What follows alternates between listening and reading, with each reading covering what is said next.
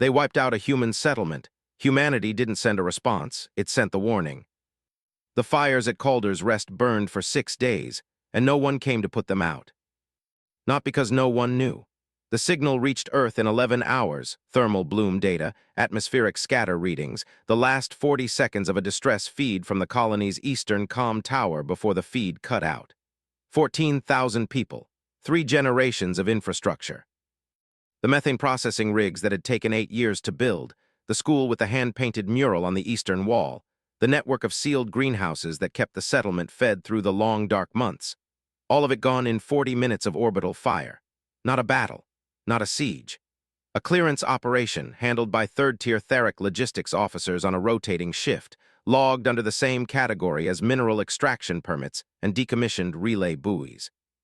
What the distress feed caught in its final 12 seconds was not an explosion. It was a sound like rain, but wrong, too regular, too evenly spaced. The sound of a bombardment so methodical it had become a pattern. Then silence. 41 seconds after the last thermal reading flatlined, a new signal arrived. Automated. Broadcast across every receiver in human-controlled space simultaneously, as if the Theric Ascendancy wanted to make sure the message landed clean. The voice on the signal was not angry. It was not triumphant. It was the voice of a man reading aloud from a form. The settlement at Calder's Rest has been cleared.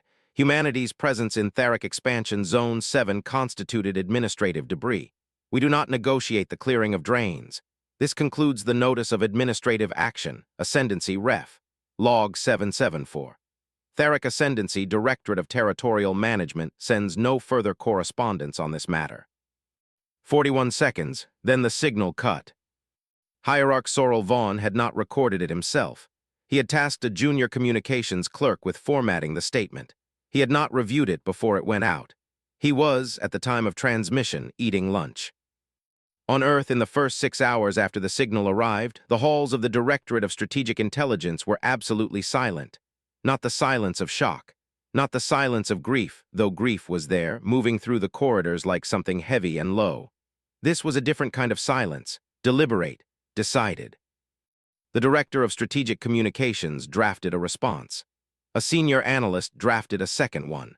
A third response was prepared by the Office of the Secretary General, formal and measured, addressed directly to the Ascendancy Territorial Directorate.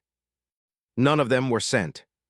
At hour 7, Commander Lena Vasquez walked into the communications center, sat down at the main console, and powered it off. Then she walked to the secondary array and powered that off too. She was 51 years old, with short gray hair and the kind of stillness that made people stop talking when she entered a room. She looked at the 2 analysts sitting at their stations and said quietly, "Nothing goes out, not a word, not a signal ping, total blackout." One of the analysts, young, 3 years out of training, said, "The families are waiting, people need to know where." "Nothing," Vasquez said. She did not raise her voice, she did not explain further. She walked back to her office and closed the door. That was the entirety of humanity's official response to the destruction of Calder's Rest and the deaths of 14,000 people. Nothing. The part that stays with me even now, the silence wasn't grief, it was math, stay with this. Hierarch Sorrel Vaughn reviewed the human data file 6 weeks after the strike. His adjutant had flagged it for standard post-action assessment, routine, the same process applied after any territorial clearance. The file was thin. Category 9 species by the doctrine of asymmetric worth, low-yield technology, limited resource extraction, no meaningful military force projection, no documented strategic alliances. The automated strike had proceeded without ground-based resistance.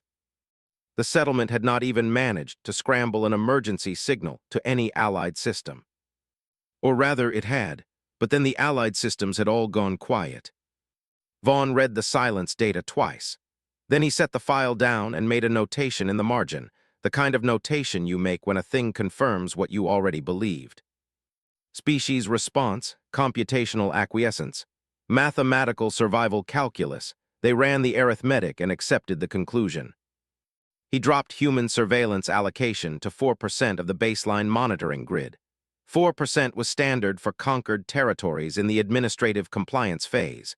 There was no reason to watch what was already done. Subcommander Iril noticed the reallocation and filed no objection. He had, the previous week, flagged a minor irregularity in the border relay data, a millisecond variance in 3 nodes along the outer grid, which had appeared briefly and then resolved. He had logged it as environmental drift. The nodes were old infrastructure, purchased from secondary markets and integrated into the Ascendancy's network during the early expansion period. Small variances were not unusual.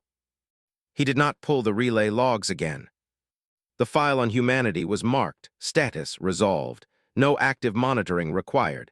Administrative review cycle, 18 standard months. It was the last entry Vaughn's team would make in that file for over a year. What happened inside Project Meridian in the weeks after Calder's rest would not become known to the outside world for 40 years. Even then, only a partial accounting surfaced. What the Theric military historian Isethnal reconstructed, from declassified directorate records and the few surviving operational logs, was the following. The project had not begun as a response to Calder's rest. It had begun 13 years before the strike, in a subterranean facility on Earth that appeared in no official construction register. The facility had no communications arrays, no uplink capability, and no connection to the planetary data grid. It ran on redundant local power, maintained by a rotating crew of 12 engineers who were not permitted to carry personal communications devices inside the perimeter. The walls were lined with acoustic dampening panels, not for secrecy exactly, but because the work required absolute quiet, and the engineers had found that ambient sound made the precision calibration work harder. Dr. Kofi Mensah had started with a single Theric relay board. He had bought it legally through a secondary stellar market as salvage. The Ascendancy sold old relay components by weight to anyone who paid, because the components were, to them, worthless. The secondary market for decommissioned Theric relay hardware was large and active. Dozens of species bought it, because the architecture was reliable and the price was good. Mensah had brought the board to the facility and spent 4 months disassembling it down to the individual routing switches. He was not looking for weaknesses. He was looking at the structure, the specific way the Theric engineers had built the relay handshake protocol, the mathematical pattern underneath the encryption, not the code itself, the architecture below the code. What he found after those 4 months was something the Theric engineers had not intended and would not have believed. The relay network is self-sealing, he told the 6-member Directorate Oversight Panel at his first formal briefing. He was sitting at a plain table with no presentation materials. He had not prepared slides.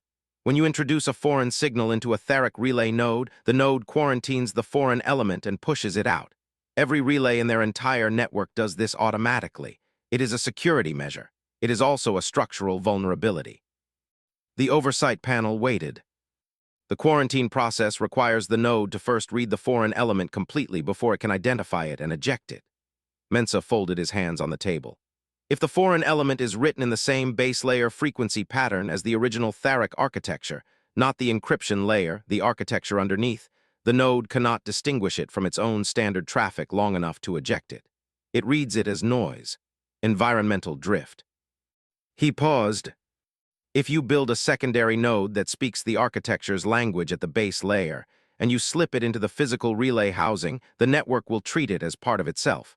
Not a foreign element, not noise, just another node. The panel was quiet for a moment. Then one of the members said, "For how long?" "Indefinitely," Mensah said. "The network validates against its own architecture continuously. As long as the secondary node mirrors that architecture, the validation passes. Every time. And if someone physically inspects the relay housing." Mensah considered this. They would find a relay board with a slightly higher component count than the standard specification. If they ran a detailed materials audit and compared it against the original manufacturer spec, they might notice. If they ran a standard diagnostic sweep, which is what every Theric field technician does on routine maintenance, they would see a node operating within normal parameters. The panel authorized the project. They authorized it with no formal documentation, no budget line entry, and no communication to any allied species or external intelligence service. The project was assigned a name, Meridian, and given 3 directives: build quietly, operate quietly, and report to no one outside the facility until Mensah determined the system was ready. That was 13 years before Calder's rest. Vasquez had joined Meridian in its 8th year, when the project moved from theoretical development into active deployment. She had not come from intelligence work. She had come from fleet operations, specifically from a posting managing long-range logistics on the outer survey runs, where the job was to move people and equipment through empty space quietly, on schedule, without drawing attention. She was, it turned out, extremely good at quiet. Her first act after being briefed on the project was to institute an emissions protocol that went further than anything Mensa had implemented. No electronic signals of any kind could originate from the deployment vessels, not even standard navigation pings. The ships that moved Meridian nodes into Tharic space traveled dark, using pre-calculated dead reckoning navigation, correcting course only at designated waypoints using passive sensor data. They looked to any observer like civilian trade vessels running routine cargo routes. Because that is what they were, the node components were packed into standard commercial freight containers, distributed through 5 different legitimate shipping companies that had no knowledge of what they were carrying. If one ship is inspected and the components are found, Vasquez told the deployment team at their first operational briefing, we lose that node. We do not abort the operation. We do not accelerate the timeline. We note the loss, reroute the manifest, and continue at exactly the same pace. One ship had been inspected, once in the project's 5th deployment year, at a Tharic customs checkpoint in the outer zone. The Tharic inspector had flagged the relay components as potential contraband, run a standard check against the prohibited technology register, found nothing, and cleared the shipment. The Meridian node in that container was placed into its relay housing 6 days later. By the time Calder's rest burned, the network was 215 nodes deep. 3 nodes remained unseated. The news reached the facility at hour 11. Mensa was in the calibration room when his assistant brought it to him, a print copy, because nothing with a signal ever came into the facility. He read it once. He set it on the workbench beside the relay board he was calibrating. Then he walked to Vasquez's office. She already knew. She had the same print copy on her desk, face up. She was sitting still, looking at it. We can activate now, Mensa said. 215 nodes is enough for partial network coverage if we move in the next. No, Vasquez said. Lena. Partial is a demonstration. It tells them the framework exists and it tells them where we're not. She looked up at him. Her voice did not change in pitch.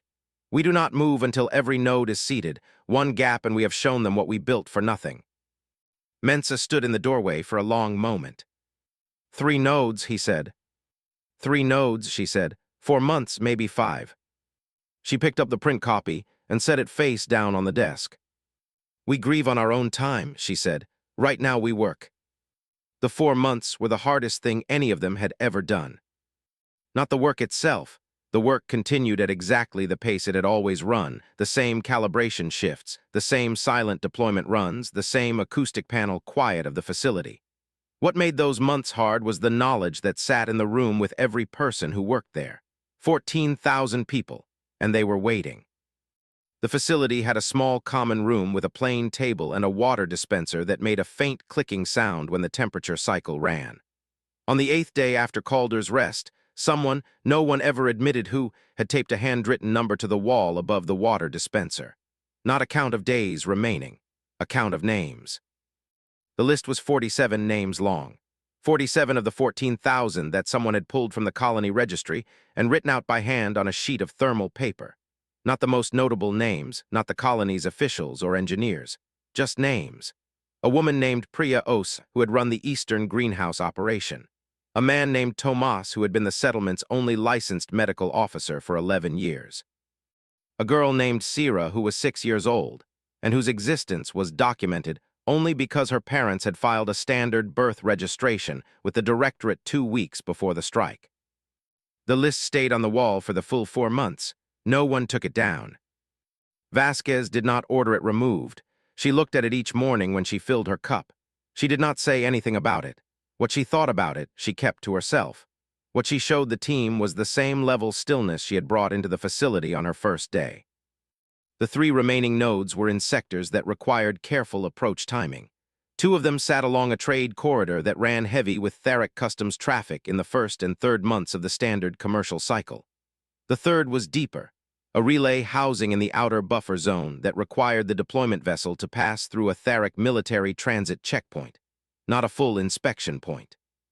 A transit checkpoint, which ran identification and cargo class against the standard register and waved through anything that matched. Mensa's team had prepared all 3 manifest packages 3 years earlier during the planning phase. The cargo class was listed as reclaimed relay components, secondary market origin, destination the outer survey stations. This was accurate. The relay components were exactly what the manifest said they were. What the manifest did not list was the secondary node architecture embedded in the housing of each component. The first of the 3 nodes went in at week 6 of the wait. The deployment vessel came back dark, as they all did, and the pilot's after-action report was 2 sentences: transit checkpoint cleared. Node placed and confirmed seeding signal received. The second node went in at week 9. Same report format, same 2 sentences. The third node, the one in the outer buffer zone, went in at week 16. The deployment pilot for that run was a woman named Adiz, and she had been on Meridian runs for 4 years. She knew the protocol. She had cleared transit checkpoints 11 times before without incident. This time, at the outer buffer zone checkpoint, the Theric inspector had run the standard identification check, flagged a discrepancy in the vessel's commercial registration number. A formatting error, not a content error, the kind of clerical mismatch that happened when registration data moved between different administrative databases, and asked the pilot to wait while it was resolved. Adiz had waited 40 minutes.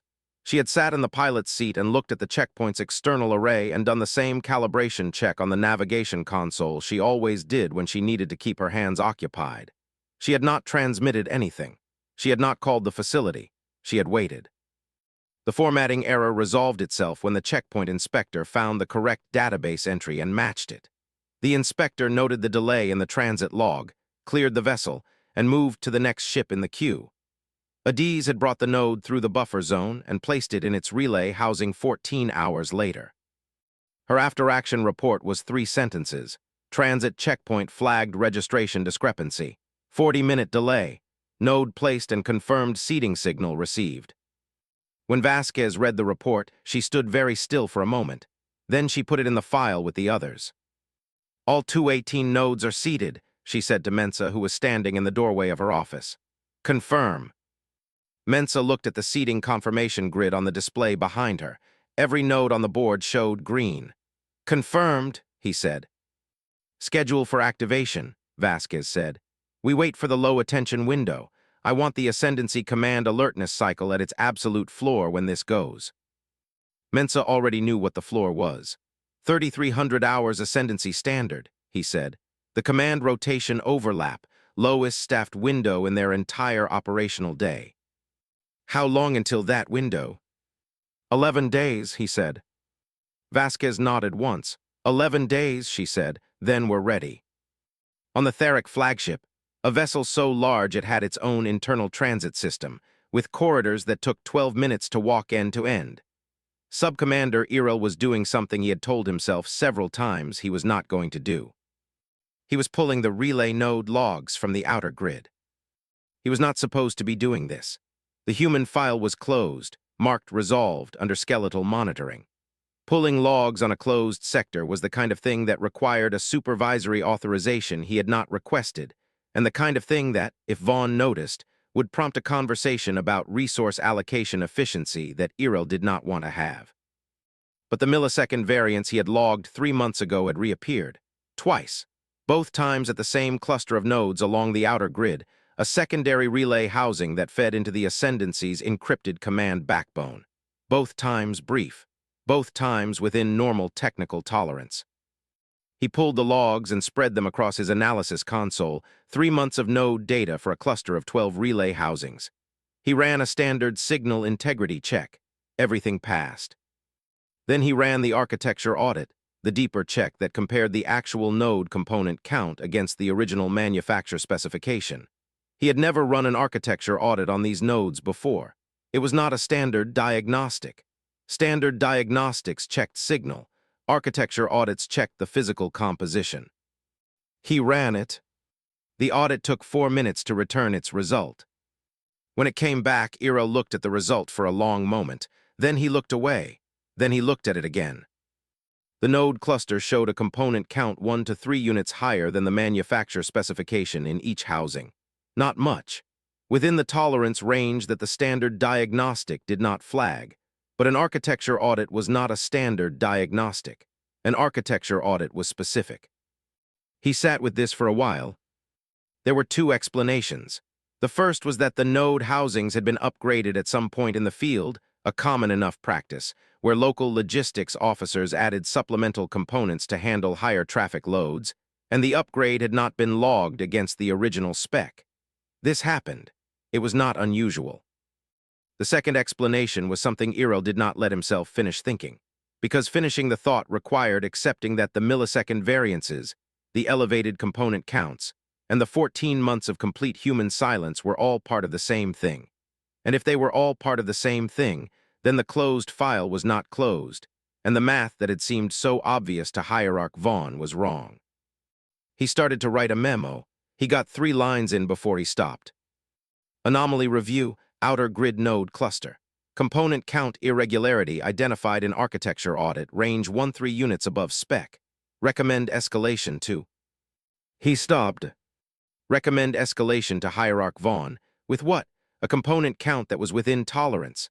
A millisecond variance that had appeared 3 times and resolved itself each time, 2 months after the file had been formally closed. He thought about what Vaughn would say. He thought about the notation Vaughn had made on the human file, computational acquiescence, mathematical survival calculus. Iro had agreed with that notation when he read it. He had agreed with it because the evidence supported it. Every species that had run the arithmetic had accepted the conclusion. Humans had run the arithmetic. They had gone quiet. He closed the memo without sending it. He filed the architecture audit data in a subfolder of the closed sector file and labeled it maintenance variance, pending standard review cycle. He did not pull the logs again. 11 days later, at precisely 3,300 hours ascendancy standard, Vasquez walked into the operations room. The room held 6 people, Mensa at the calibration console, 4 engineers at their stations, and 1 signals officer whose entire job in this moment was to monitor for any indication that the network had detected the activation command before it propagated. Vasquez stood at the center console. She had not slept in 2 days. You would not have known it from looking at her. She looked the way she always looked, level still, a little tired in a way that seemed built into her rather than caused by anything specific. She looked at Mensa. He looked at the board. All nodes green, he said. Theric command alertness at floor, we have the window. Vasquez put her hand on the activation interface. The interface was not complex. A single keyed panel, the kind of physical hardware that required a deliberate action and could not be triggered by a stray signal or a software error. She looked at the list of names on the wall of the common room, which was visible through the open doorway. She did not look at it for long. Now, she said. She pressed the key. For exactly 11 seconds, nothing in the operations room changed. The board stayed green. The signals officer watched his monitors. The calibration console showed normal readings. Mensa kept his eyes on the node's status display. Then at second 11, every node on the board blinked out simultaneously, then came back. Green, all of them green. The signals officer turned in his chair. Network accepted the command, he said. Propagation confirmed across all sectors. He paused, looking at his secondary monitor. The Ascendancy military relay network has just... He stopped, he looked at the monitor, he looked at Vasquez. How long, she asked. 11 seconds, he said. The entire grid dropped for 11 seconds, he swallowed. Every air-gapped command system in the Ascendancy just received our access signal. That includes Vaughn's flagship bridge. No one in the room spoke. Then Vasquez said, "Put me through." On Vaughn's bridge, the screens had just come back from 11 seconds of complete black. His most senior signals officer was pulling up the intrusion diagnostics when the main tactical display overrode itself. All of them, simultaneously, on the air-gapped command network that had never in 3,000 years accepted a signal from outside.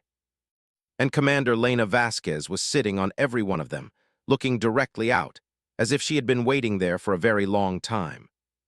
Vaughn's first instinct was to shut the display off. He reached for the control panel on the arm of his command chair and hit the override. Nothing happened. He hit it again. The display stayed lit. Commander Vasquez stayed on it, looking out from the center of the screen with the particular stillness of someone who has already decided everything and is waiting for you to understand that. Vaughn looked at his signals officer. The signals officer was staring at his console with the expression of a man watching a diagnostic result he did not have a category for. "Kill the display," Vaughn said. "I'm trying," the signals officer said. His hands were moving across the panel, pulling up the override hierarchy, working through the command tree. "The air gap is showing as closed. The system is reading the display as a local feed." "It is not a local feed." "I know, sir." Iril was at his analysis station in the adjacent room when the screens went dark and came back. He had felt the 11-second drop, a physical sensation in the room, the low hum of the relay array cutting out and returning, before he saw what was on the screens. He had thought, for a fraction of a second, that the architecture audit result he had filed 2 days ago was about to become the worst document in the Ascendancy's administrative history. He was right, he just did not know yet how far back the history went. Vasquez spoke for 94 seconds. She had not written notes. She had not rehearsed in the standard sense. What she had done in the 11 days between activation authorization and the window was decide exactly what she needed to say and then stop thinking about it. She was not a person who rehearsed emotions. She was a person who decided what was true and then said it. She said the following. She said that she was Commander Lena Vasquez of the Earth Directorate of Strategic Intelligence, and that she was speaking from inside the Theric Ascendancy's military relay network, through which she currently held authorized access to every air-gapped command system in their operational grid, and that this access had been established over a period of roughly 13 years of continuous undetected installation. She said that the settlement at Calder's Rest had housed 14,000 people. She named the settlement's medical officer. She named the Eastern Greenhouse coordinator. She named a girl who had been 6 years old. She said their names plainly, without weight in her voice, the way you say the names of people who deserve to be said plainly rather than dramatically. Then she said, "Calder's Rest was not administrative debris. I want that in the record." She paused for 2 seconds. "You have 3 terms. First, full withdrawal of Theric military and administrative presence from all human-adjacent sectors, to be completed and verified within 22 days. Second, a funded monument at the site of Calder's Rest, underwritten by Ascendancy Treasury allocation, to be established within 1 year and maintained in perpetuity. Third, a 200-year prohibition on unannounced military movement within range of human territorial space." Another pause, a short one. "I will not describe what happens if these terms are not met. You currently have access to your own network diagnostics. You can see what we can reach and what we can do to it. You have the math. Run it." She looked directly into the display for 1 more second. "Calder's Rest was not administrative debris," she said again. "I want that in the record." The screen went dark. On the bridge, no one moved. Vaughn sat in his command chair for a long time without speaking. His signals officer had stopped trying to restore manual control.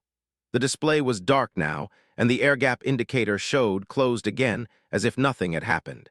As if the screens had simply glitched for 94 seconds and returned to normal.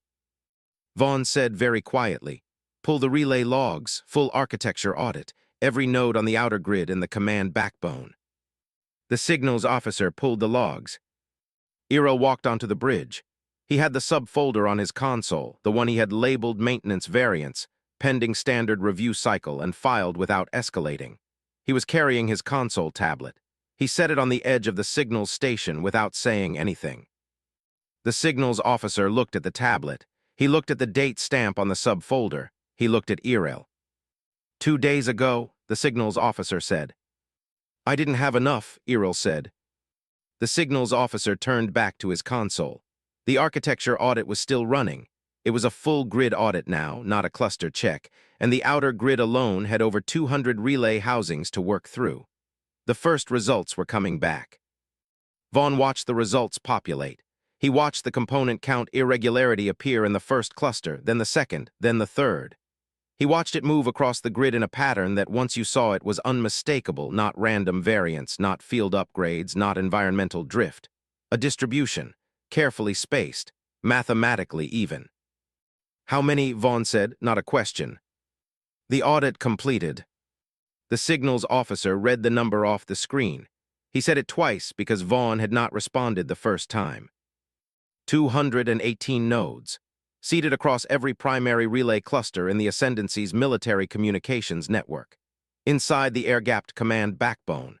Inside the flagship's own relay housing, which was inside this room, which meant the access point was not somewhere in the outer grid or the buffer zone. It was here, it had been here. Vaughn looked at the wall of his own bridge.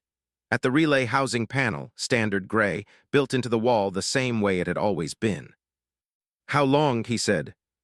Iro looked at the component serial numbers the audit was returning. Cross-referencing against the Ascendancy's own manufacturing records took 4 minutes. The earliest component in the network, the first node, the original one, the one that had been placed in a secondary relay housing in the outer survey corridor during what the logistics records showed as a routine cargo run, carried a fabrication timestamp from 13 years ago. 13 years, Errol said. The bridge was very quiet. What followed was 40 minutes in which Vaughn did not leave his chair and did not speak except to ask questions about the audit data. His signals team worked through the architecture results in silence. The flagship's internal systems ran normal life support, navigation, crew operations, all untouched. The Meridian nodes were embedded in the military communications network only, not the propulsion, not the weapons, not the crew quarters. Vaughn noticed this. He could not stop noticing it. A network that could reach every air-gapped command system across the Ascendancy's military grid, including the relay housing on this bridge in this room, and it had not touched a single crew compartment. Not a single civilian array. Not a medical bay, not a supply depot, not a transport vessel. The military communications network, targeted with absolute specificity and nothing else. He pulled up the scanned data from the 11-second blackout. He looked at what had dropped and what had stayed live. Military relay, dropped. Civilian communications, untouched. Command data network, dropped. Navigation and propulsion, untouched. Weapons, fire control, accessible from the command network, therefore accessible but not accessed. They could have fired the flagship's own weapons from the outside. The fire control ran through the command network. The access point was on this bridge. They had not. Vaughn sat with this for a while, then he said, Errol. Sir, in your assessment, Vaughn did not look away from the audit data, if we decline the terms. Errol had been waiting for this question. He had been thinking through it since the screens went dark. They can drop the command network again, he said. Longer than 11 seconds, long enough to make coordinated military response impossible across the grid. He paused. They could also retarget from the command network into fire control and run automated weapon sequences through our own platforms. Every military asset in Tharic space would become a potential liability. Could we remove the nodes? Not without a full physical replacement of every compromised relay housing in the network. We would need to take the entire command grid offline during the replacement. The operation would take, at minimum, Errol checked his calculations, 4 months. The number sat in the air.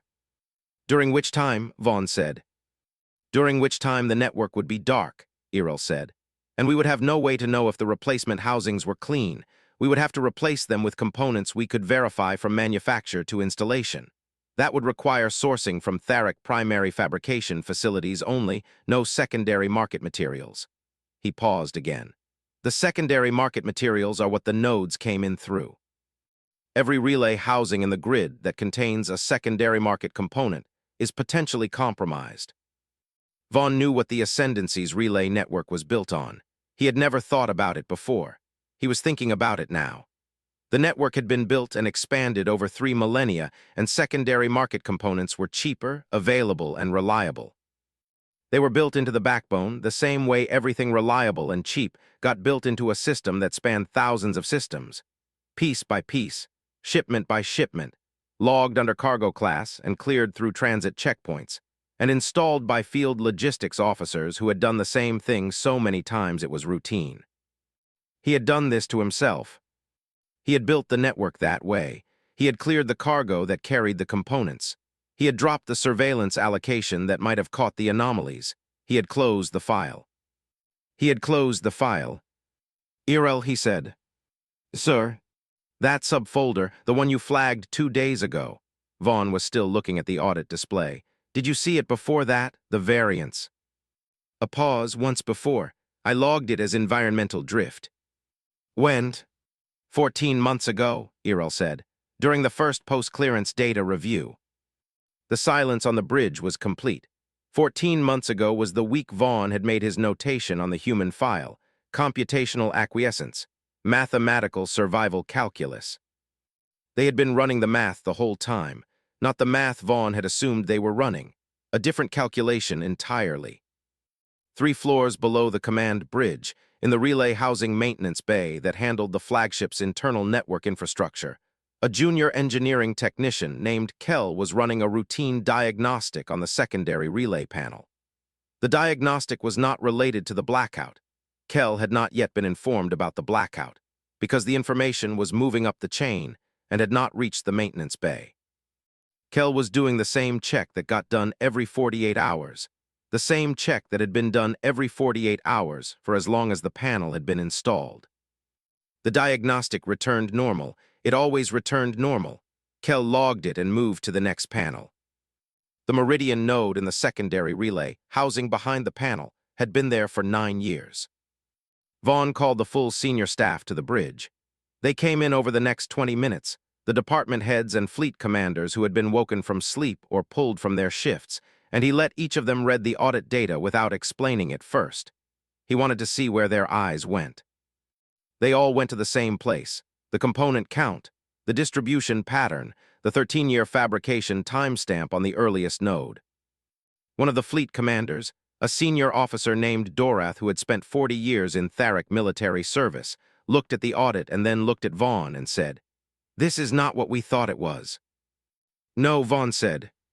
"The silence," Dorath said. He was not asking a question. He was working through it the way you work through an arithmetic problem you have already solved incorrectly once. The 14 months of silence after the clearance action.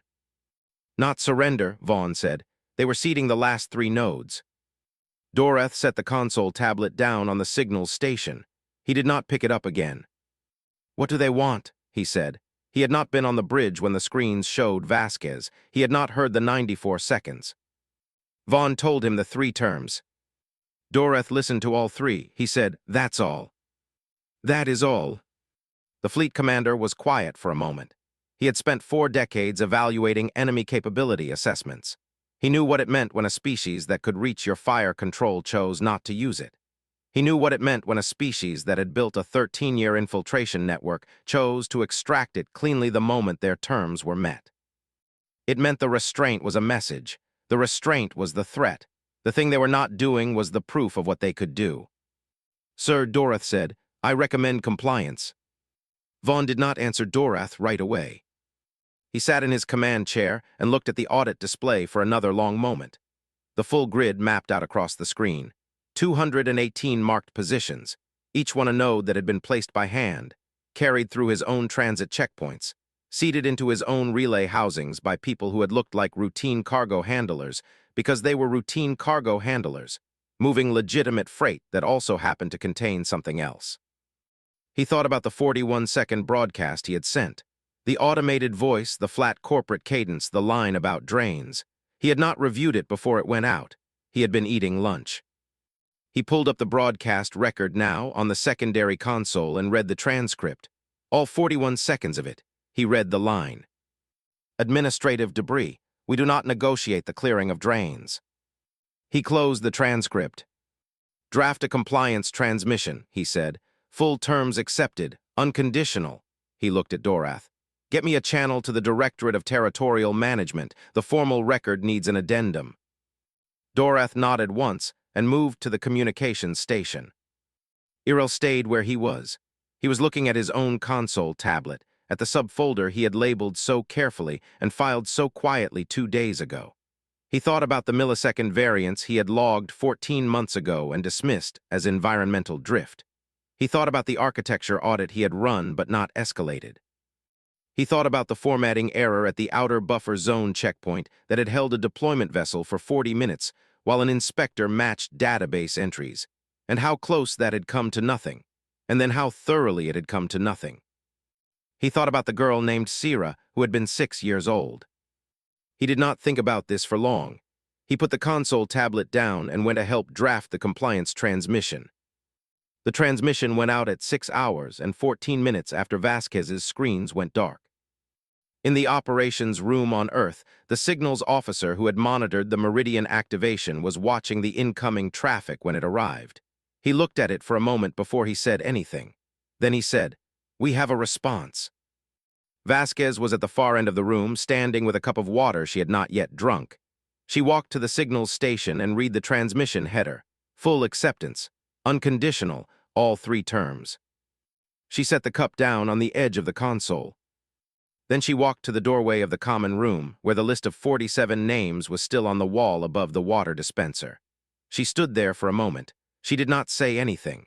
Then she walked back into the operations room and said, "Start the clock on the withdrawal verification. Day 1 begins now." What happened over the next 22 days was, in Isothnol's reconstruction, the part of the incident that most defied the Theric analytical framework. Humanity extracted every Meridian node from every relay housing in the Ascendancy's network.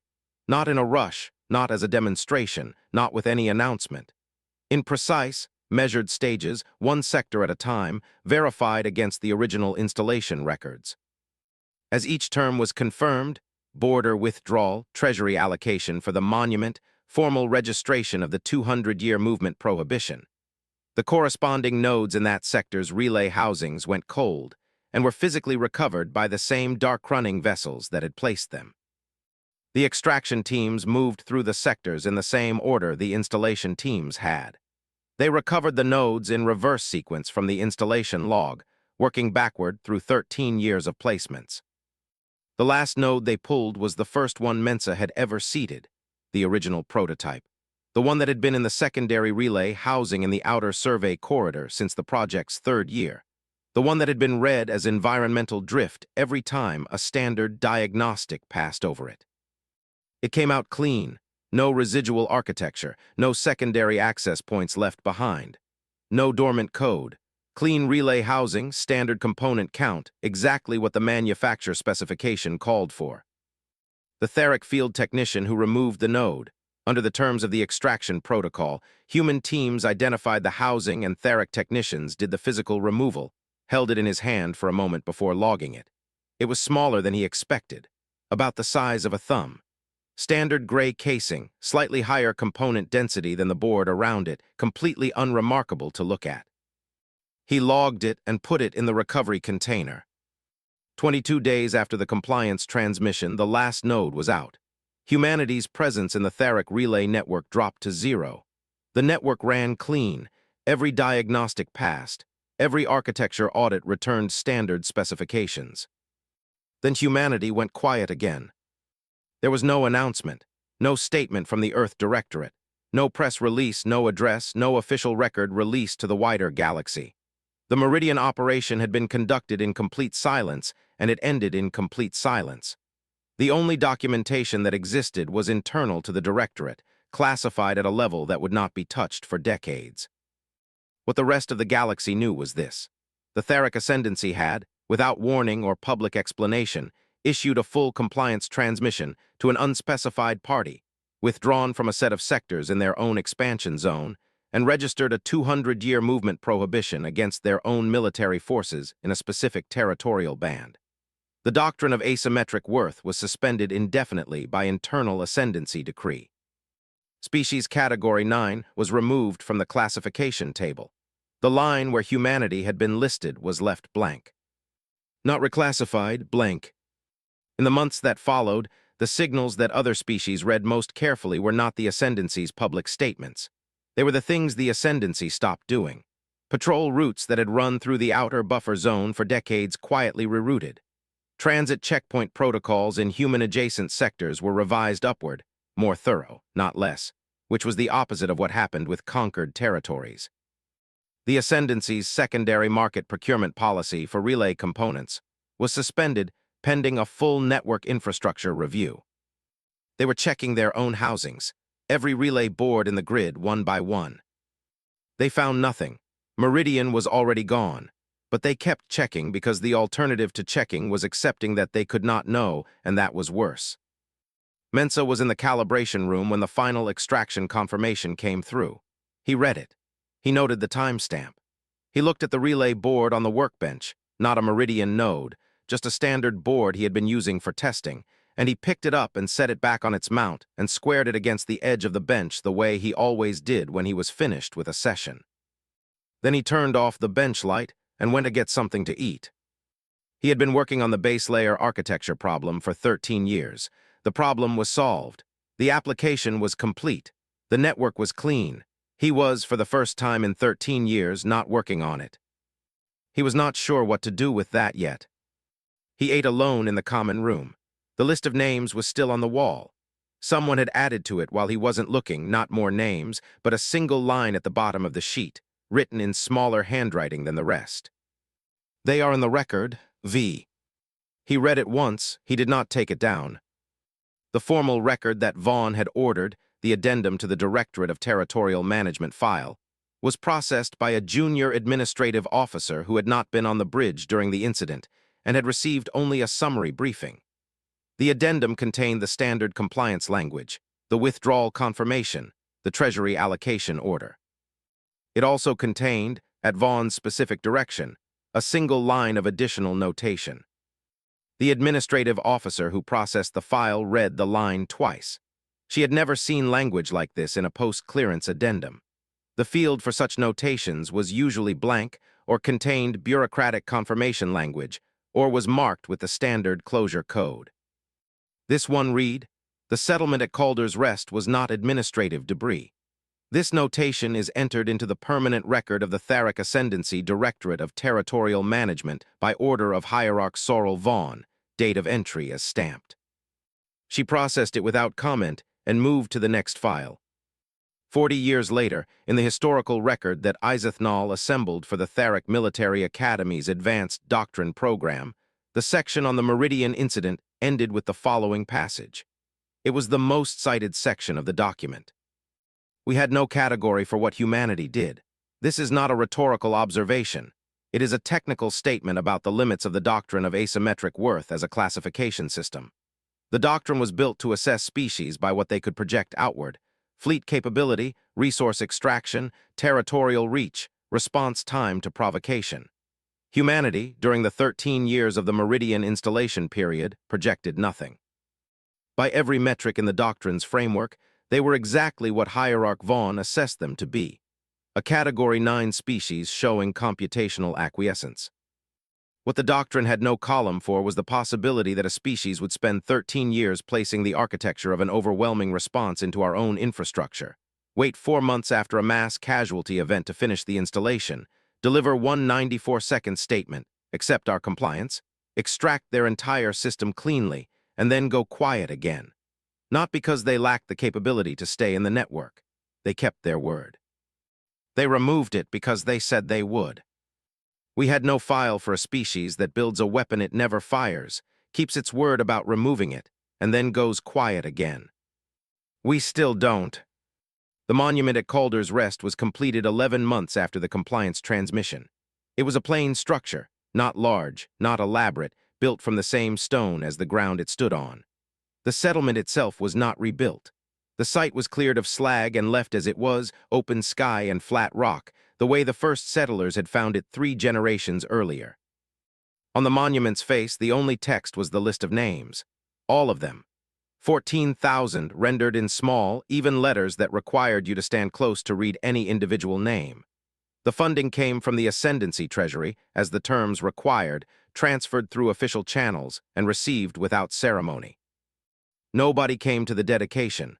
There was no ceremony. A directorate team verified the structure against the specification, confirmed the treasury transfer, logged the completion, and left.